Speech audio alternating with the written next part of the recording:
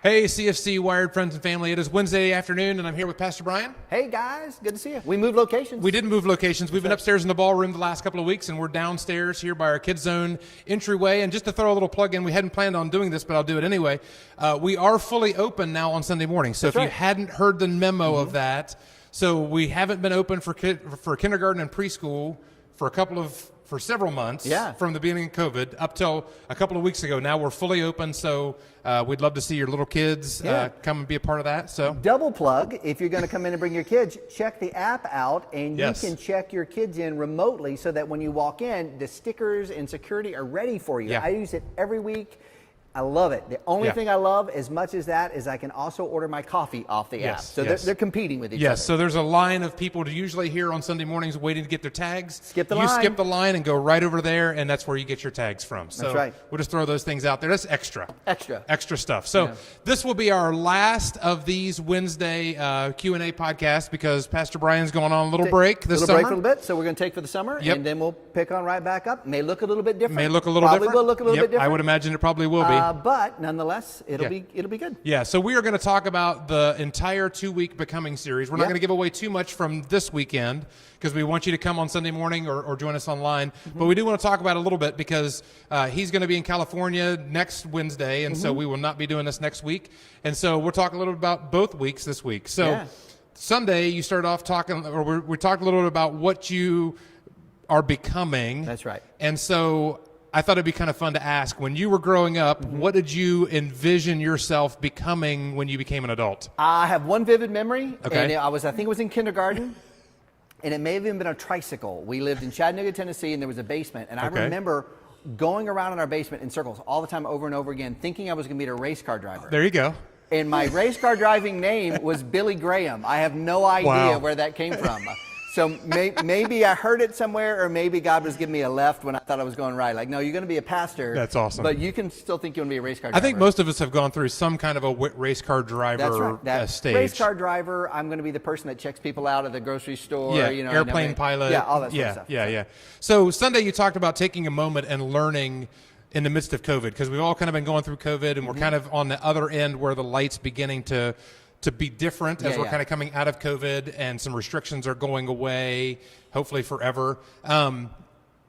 But learning through the midst of through the midst of COVID. And so what is one way that you feel like what's one thing you've learned, or what's one thing that's changed about you in the midst of the COVID experience? So I'm kind of, instead of saying learned, because that's like past tense, like I'm not still learning. Or still learning, I am still learning. And it's this reminder as people of God that we're to have thick skins and tender hearts. Yeah. So what I mean by that is that no one is surprised that this has been a time full of angst and difficulty and opinion. And a lot of times the way that angst and difficulty and opinion comes out probably isn't the most grace-filled. Yeah. And what I've learned is that if I'm not careful, those things that come towards me, I can allow those things to be said. I can allow those to form my identity. So instead I need to have thick skin and only get my identity from Jesus. No other place, not what anyone else says, no, that sort of stuff. Jesus and Jesus matters. Gotcha. But also in the same way, I think all of us at some point have been on the wrong end of a tough conversation, and maybe it hasn't been done well, and we then want to form an identity towards those other people that isn't what God gives them. And that's what it's about, tender heart. So view myself the way God views me, view others the way God views me, no matter the situation. And so sometimes it's been more challenging than others for all of us in this. But that's what I'm learned and still learning. There you go. So we talked about 3 recognitions on Sunday. This self-sufficiency is really insufficiency. Helplessness is actually helpful. And difficulty or difficult is essentially opportunity. So which of those is the hardest for you? Yeah, I go through this. Every once in a while you ask me a version of this question, which one's the hardest? And I feel like it's what day you catch me at and what point I'm at. All 3 of them at some point have been hard. I think the ones that probably resonate with me the most is I dislike the idea of being helpless, even though that's the reality of it. And so really understanding that God sometimes puts me in positions, puts all of us in positions where we can't help ourselves, and that is a good thing. I struggle with that a little bit. Because I often think to myself, well, what could I have done different to not be here? Right. Or what did I do wrong to be here? And that's usually where I'm at. The truth is, I may have done nothing wrong. That's exactly where God wants me to be. Or I could have done nothing different. That this is God forming me and molding me. Yeah. And so that's usually the one. I think most of us are self-critical that way, and we look for the thing, where did I make a wrong turn? Where did my GPS my internal GPS get me messed up somewhere along the way. So I'm with you. Good. So let's talk about week 2 a little bit, and we don't want to give away too much of what's coming up this Sunday. So what do we have to look forward to this weekend with week 2 of the Becoming series? Right. So first week was things we have to recognize, and we just went through those 3. But it's one thing to recognize something. It's actually a completely different thing to make a resolution or resolve to act differently about them. Gotcha. And so we're going to talk about some things we have to resolve about truth in order to become the people that God wants us to be. And one of the things I'm really going to focus on is lots of times Ephesians chapter 2 verse 10 says that God created good works for us before the foundation of the earth that we should walk in them. But the word should opens the possibility that we might not. Yeah. And one of the big reasons I think that we don't do it a lot, I want to talk about it this week, is we really don't understand how God's wired us. We don't understand our unique calling of how He's made us. And you're a runner, right? Say we did have the same running shoes. Say you wanted to go run today, you forgot your shoes, and rather we had the same size of shoes. And I said, here, borrow mine. You could run in them, but it would not be comfortable. You'd have blisters and those sort of things. You know, God has fearfully made all of us uniquely, and He has a way for us to live. And we too often try to use other people's shoes or what other people say we should do.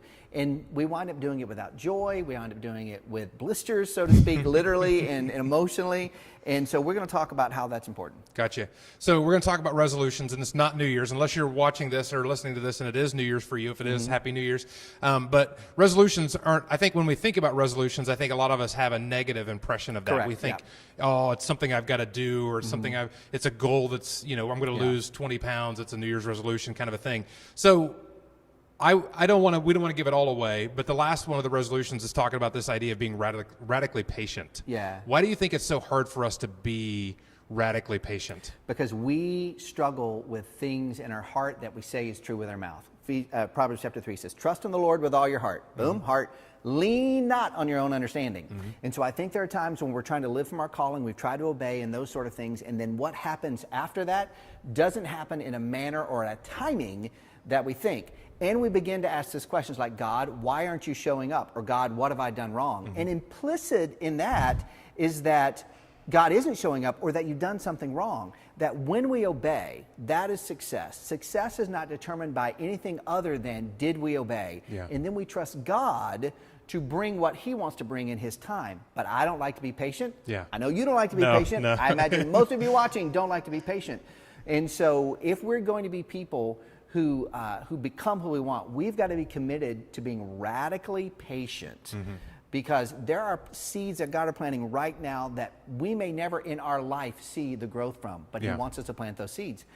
It may be 30 years, right? But whatever it may be, that commitment, I think, is really, really important in order to become who God wants us to be. Or otherwise, we're going to try to tweak it, quit, or whatever might be in the midst of it. Right. And it's kind of funny, we talked about that, and at the very beginning we talked about 2 things that you can do on Sunday morning to skip the line because we're not patient. So we don't want you to stand in line, and we don't want you to wait for coffee. You know what? You can I do haven't both those preached things. Sunday yet, so that was a good sermon illustration. I may have to work that in. Yeah. So as we mentioned at the very beginning of what we're talking about, today will be the last of these Wednesday afternoon podcasts, and so we just kind of want to leave you with that today as we head off into the summertime. And we hope to see you on Sunday morning here at 9:30 and 11, or join us online at 9:30 and 11 wherever you're watching this. You'll be able to watch us on Sunday morning and be a part of what's happening here in the building. So we will see you all very